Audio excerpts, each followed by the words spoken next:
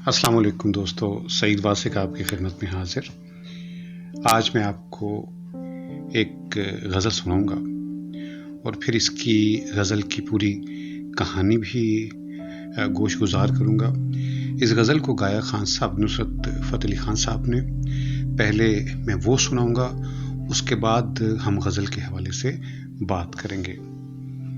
سوچتا ہوں کہ وہ کتنے معصوم تھے، سوچتا ہوں کہ وہ کتنے معصوم تھے، کیا سے کیا ہو گئے دیکھتے دیکھتے۔ سوچتا ہوں کہ وہ کتنے معصوم تھے، کیا سے کیا ہو گئے دیکھتے دیکھتے۔ میں نے پتھر سے جن کو بنایا صنم، وہ خدا ہو گئے دیکھتے دیکھتے۔ حشر ہے وحشت دل کی آوارگی، ہم سے پوچھو محبت کی دیوانگی۔ حشر ہے وحشت دل کی آوارگی، ہم سے پوچھو محبت کی دیوانگی۔ جو پتہ پوچھتے تھے کسی کا کبھی لاپتہ ہو گئے دیکھتے دیکھتے۔ ہم سے یہ سوچ کر کوئی وعدہ کرو، ہم سے یہ سوچ کر کوئی وعدہ کرو، ایک وعدے پہ عمریں گزر جائیں گی۔ ہم سے یہ سوچ کر کوئی وعدہ کرو، ایک وعدے پہ عمریں گزر جائیں گی۔ یہ ہے دنیا، یہاں کتنے اہل وفا بے وفا ہو گئے دیکھتے دیکھتے۔ غیر کی بات تسلیم کیا کیجیے، اب تو خود پر بھی ہم کو بھروسہ نہیں۔ غیر کی بات تسلیم کیا کیجیے، اب تو خود پر بھی ہم کو بھروسہ نہیں۔ اپنا سایہ سمجھتے تھے جن کو کبھی، وہ جدا ہو گئے دیکھتے دیکھتے۔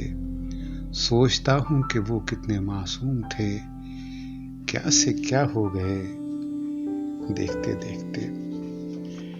سب سے پہلا اس غزل کے حوالے سے جو سوال ہے وہ یہ، جب میں نے اس کی پہلی دفعہ سنی خان صاحب کی آواز میں، تو میرے ذہن میں جو سب سے پہلا سوال ابھرا وہ یہ تھا کہ اس کے شاعر کون ہیں، اس کے شاعر کون ہیں۔ یہ میں آپ کو ابھی بتاتا ہوں، لیکن غزل کے حوالے سے یہ بتانا چاہوں گا کہ خان صاحب نصرت فتح علی خان صاحب نے اسے سب سے پہلے کہاں گایا؟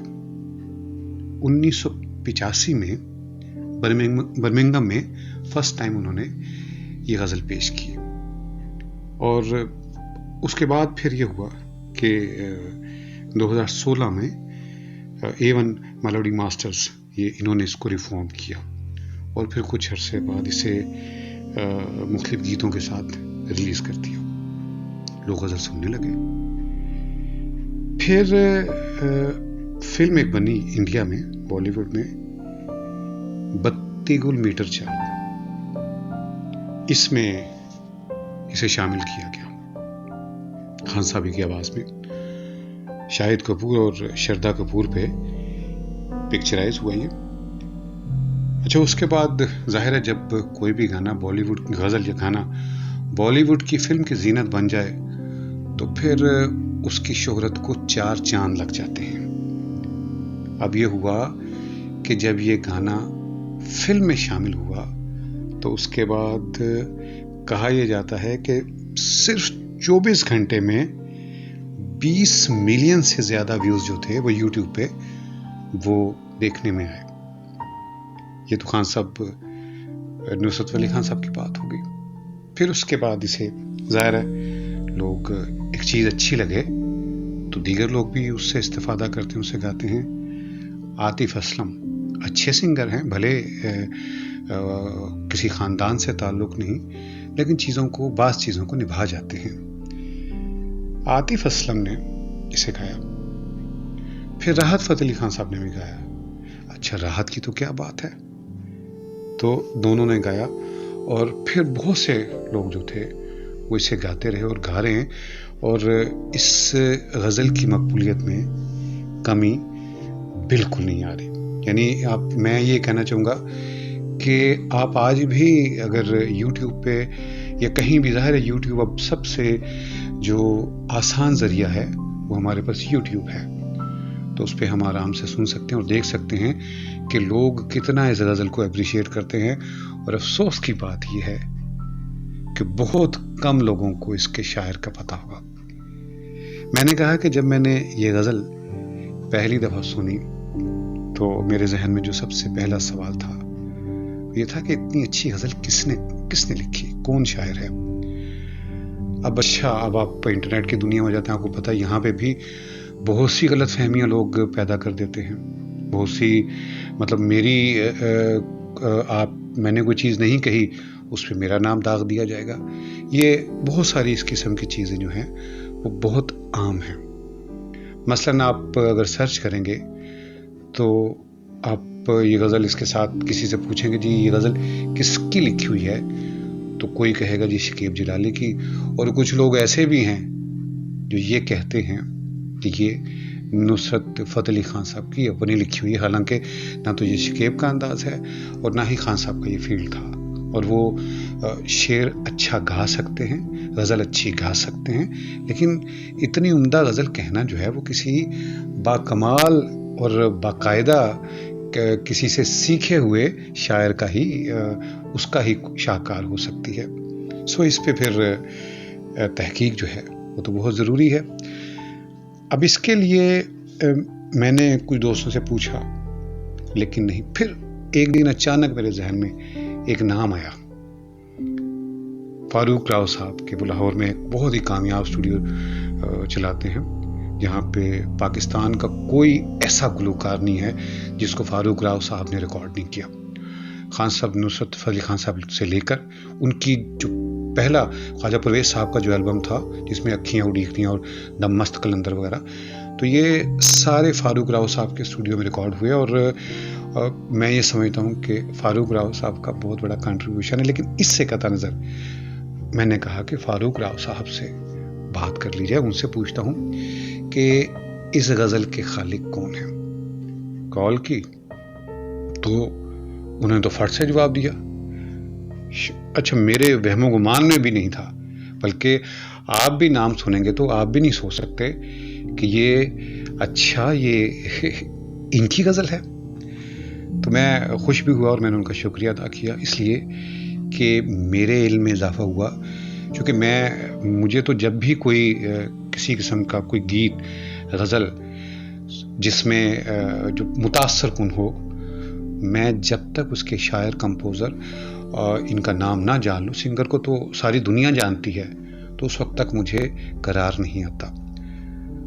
تو فاروق راؤ صاحب نے بتایا کہ اس کے جو شاعر ہیں وہ فنا بلند شہری ہیں. جی ہاں، فنا بلند شہری. عارفانہ شاعری کی اگر بات کی جائے تو ہمارے ہاں ماضی قریب میں بے شمار شعراء گزرے، لیکن فنا جو تھے وہ بھی ایسے ہی شعراء میں سے تھے. اور ابھی میں ان کی ایک اور آپ کو چیز بتاتا ہوں، حیران ہو جائیں گے کہ اس کے شاعر کا بھی کسی کو نہیں پتا، جو فنا بلند شہری صاحب کے ہی انہی کے کریڈٹ میں آتی ہے. فنا صاحب اتر پردیش کے شہر بلند شہر میں پیدا ہوئے، اسی لیے ان کے نام کے ساتھ بلند شہری لگا. اور ان کا انتقال جو تھا، چونکہ زندگی ان کی گجرانوالہ میں، اروپ وہاں کا ایک علاقہ وہاں پہ. اور فنا بلند شہری صاحب جو تھے وہ استاد قمر جلالوی صاحب کے شاگرد اور یقینی طور پہ معروف شاعر.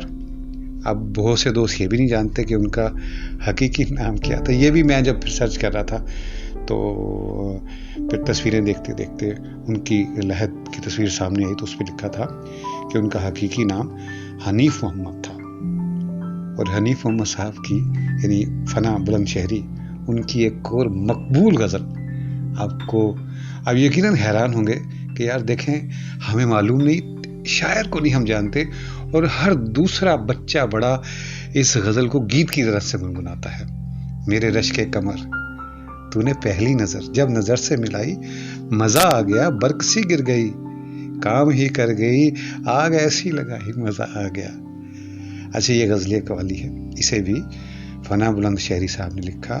اور پھر یقینی طور پہ نصرت فضل خان صاحب نے قوالی کے انداز میں اس کی آہنگ سازی کی، اور یہ سب سے پہلے جہاں تک میں نے پھر ریسرچ کی اس پہ 1988 میں اسے منظر عام پہ لایا گیا، اور اس کے بعد ظاہر ہے راحت نے بھی گایا، کچھ اور لوگ بھی ہیں جنہوں نے اسے گانے کی کوشش کی، لیکن جو یقینی طور پہ جو انداز خان صاحب نصرت فضل خان صاحب کا ہے وہ کسی اور کو نہیں نصیب ہو سکا۔ اچھا، اس کی یہ جو سوچتا ہوں کہ وہ کتنے معصوم تھے، کیا سے کیا ہو گئے، دیکھتے دیکھتے اس کی اور ایک اور دلچسپ کہانی جو مجھے فاروق راؤ صاحب نے بتائی وہ بھی میں آپ کو سنانا چاہوں گا، کہ دراصل اس کی جو دھن ہے، ایک شعر سن لیجئے گا، غزل ہے، اس کا یہ مطلع ہے، اس غزل کو خان صاحب نصرت فضل خان صاحب نے بھی گایا اور عطاء اللہ خان عیسیٰ خیلوی صاحب نے بھی گایا۔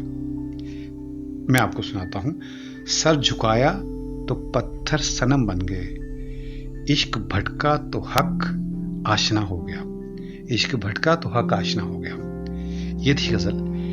اب جب خان صاحب نے اسے گایا تو فنا کہنے لگے کہ اسی زمین میں، کیونکہ یہ تھوڑا سا گانے میں گائکی کے اعتبار سے مجھے تھوڑا سا مشکل لگ رہا ہے، اس کو پھر انہوں نے چینج کیے، اس کو چینج کر کے پھر یہ شکل بنی، سوچتا ہوں کہ وہ کتنے معصوم تھے، کیا سے کیا ہو گئے دیکھتے دیکھتے۔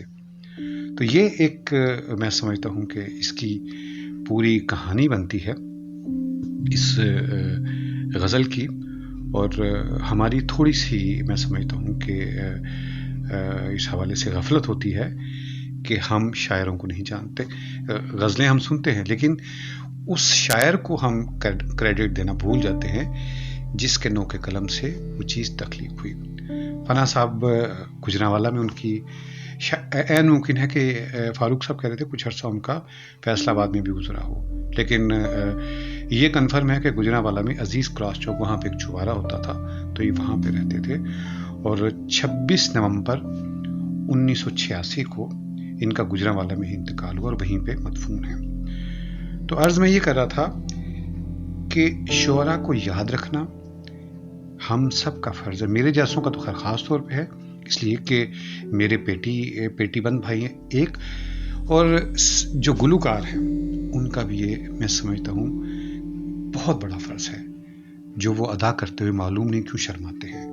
کبھی نہ عاطف اسلم نے، نہ راحت فتح خان نے، ان لوگوں نے، اور باقی لوگ بھی، اگر ان کا تو چونکہ ظاہر ہے انہوں نے تو اس غزل کو ریمکس کیا اور اس کے بعد بے پناہ شہرت حاصل کی، مطلب ان کی شہرت کو 4 چاند لگے، وجہ یہ غزل نہیں ہے، لیکن شاعر کا نام لینا، اسے خراج عقیدت پیش کرنا اگر وہ دنیا میں نہیں ہے تو میں سمجھتا ہوں کہ یہ گلوکار کا بھی فرض ہے، اور اگر کمپوزر حیات ہے، اور اگر کوئی کہیں پہ کسی پروگرام کا کوئی میزبان ہے، وہ اس کے ہاں کوئی اگر گلوکار آتا ہے اور کوئی ایسی چیز پیش کرتا ہے جس کے بارے میں عوام الناس آگاہ نہیں ہے، بہت سے گیت اور غزلیں ایسی ہوتی ہیں جو بہت مقبول ہیں، لیکن وہ کس نے کہاں لکھی اور اس کی کمپوزیشن کس نے بنائی، لوگ اس سے آگاہ نہیں ہوتے۔ تو یہ جو آگہی کا فرض ہے یہ ہمیں ادا کرتے رہنا چاہیے۔ السلام علیکم۔